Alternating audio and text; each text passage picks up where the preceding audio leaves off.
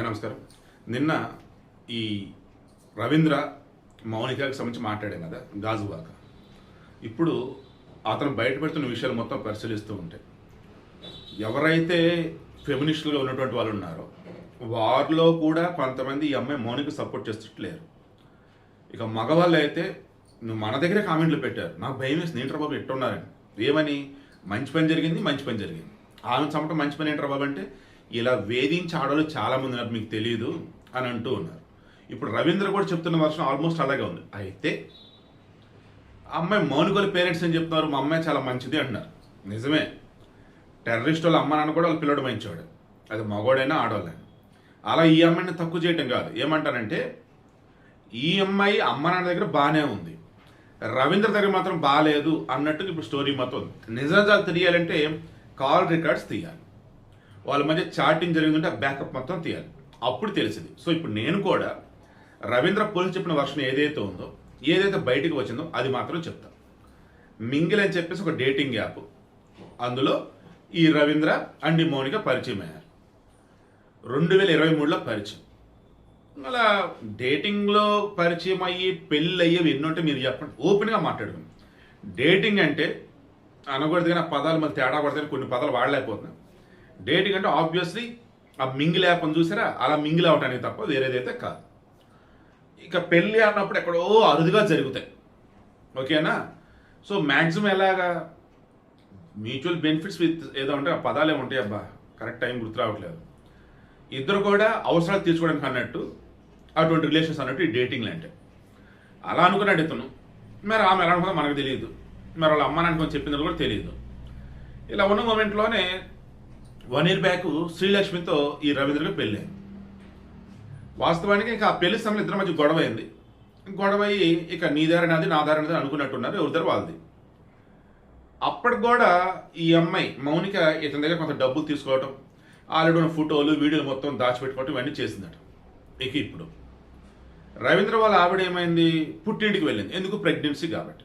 So pregnant, ఫ్లాట్లో అక్కడే ఉన్న విషయం తెలుసుకొని మరలా క్లోజ్ అవటం మొదలెట్టాను. ఖచ్చితంగా ఇతను క్లోజ్ అవటం అన్నప్పుడు సెక్షువల్ కలిసే ఉంటాడు.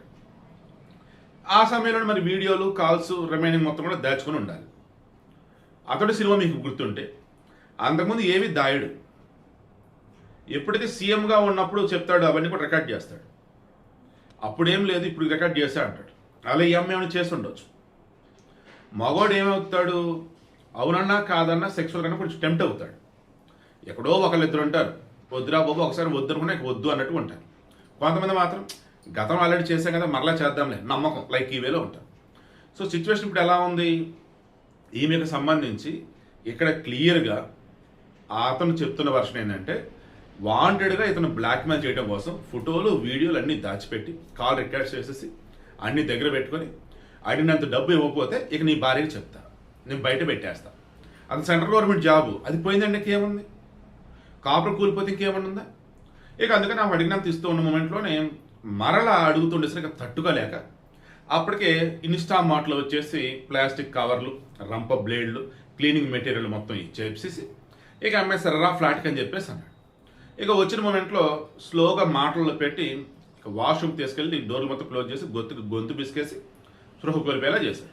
ఆ తర్వాత బయటికి తెచ్చాక ఫ్లోర్ మీద పెట్టేసి మొత్తం దిండుతో ఊపిరాడకుండా, మొత్తం ఆల్రెడీ ఊపిరి లేదు అంటే ఊపిరి ఆడతలేదు ఆల్రెడీ, ఇంకా స్ట్రాంగ్గా గొంతును చంపుతామన్నట్టుగా ఆల్రెడీ బాత్రూంలో చేశాడు. బయటకు వచ్చాక పిల్లోతో చేశాడు. ఇక చనిపోయిందని ఫిక్స్ అయ్యాడు. ఇక అప్పుడు కట్ చేయడం మొదలెట్టాడు. అలా తల, ఈ చేతులకు సంబంధించి దారపలం దగ్గర పడేశాడు. ఇక రిమైనింగ్ బాడీ పార్ట్స్ అన్నప్పుడు కొన్ని ఇంట్లో ట్రాలీ బ్యాగ్లు, కొన్ని ఫ్రిడ్జ్లో పెట్టాడు. ఎప్పుడైనా సరే ఏ మనిషి అయినా చిన్న తప్పు చేయని పెద్ద చెప్తాను, వాడి కాన్సెన్స్ ఏమైందంటే అరే చెప్పరా అనేది అలా ఒకరికి చెప్తాడు. ఆ ఒకళ్ళు ఎవరు, రెండు చేసిన తప్పని తిట్టేవాళ్ళు కాదనమాట. తప్పైనా ఒప్పైనా నెక్స్ట్ ఏం చేయాలో చెప్పేవాళ్ళు. అలా ఫ్రెండ్కి ఫోన్ చేయగానే చాలా మంచి పని చేశాడు. ఆ ఫ్రెండ్ మంచి పని చేశాడు. ఏమని, మరి నువ్వు చేయరాని తప్పు చేసావురా, ముందు పోలీసుకెళ్ళి లొంగిపో, జరిగింది మొత్తం చెప్పురా అన్నారు. సో వెళ్ళాడు, జరిగింది మొత్తం చెప్పాడు. పోలీసు క్రాస్ చెక్ చేసుకున్నారు. చంపింది అయితే నిజం, బాడీ పార్ట్స్ ఉన్నాయి, తల కూడా దొరికింది. ఇక ఇతను చెప్తున్నట్టుగా ఆమె బ్లాక్మెయిల్ చేసిందా లేదా వీడే చంపేసి ఈ కథలేడ ఇదంతా బయటపడాలి. ఇప్పటివరకు మనకు జరిగిన స్టోరీ మొత్తంలో ఓన్లీ రవీంద్ర సైడ్ వర్షనే వింటూ ఉన్నాం. ఆల్మోస్ట్ సొసైటీ కూడా రవీంద్ర చెప్పిందే కరెక్ట్ అయినట్టుగా ఫిక్స్ అయిపోయారు. మౌనిక సైడ్ వర్షన్ ఎవరు చెప్పాలి? పోలీస్ ఇన్వెస్టిగేషన్ చేస్తే కాల్ రికార్డ్స్, ఆమె ఫోన్లో బ్యాకప్, ఇతని ఫోన్లో బ్యాకప్ అన్నీ తీస్తే అప్పుడు అవన్నీ బయటకు వస్తాయి. అప్పుడు నిజాలు ఏంటో తెలుస్తాయి. అప్ టు దట్ అంతా కూడా మౌనికదే తప్పు అంటారు అండ్ చంపిన రవీంద్రదే తప్పనే అంటారు. బట్ ఓవరాల్గా ఒక డేటింగ్ యాప్లో పరిచయం అయ్యి ఇది పెళ్ళి అవడం అంటే అవ్వని పని. డేటింగ్ యాప్ అంటే మింగిల్ పర్పస్ తప్ప వేరేదైతే కాదు.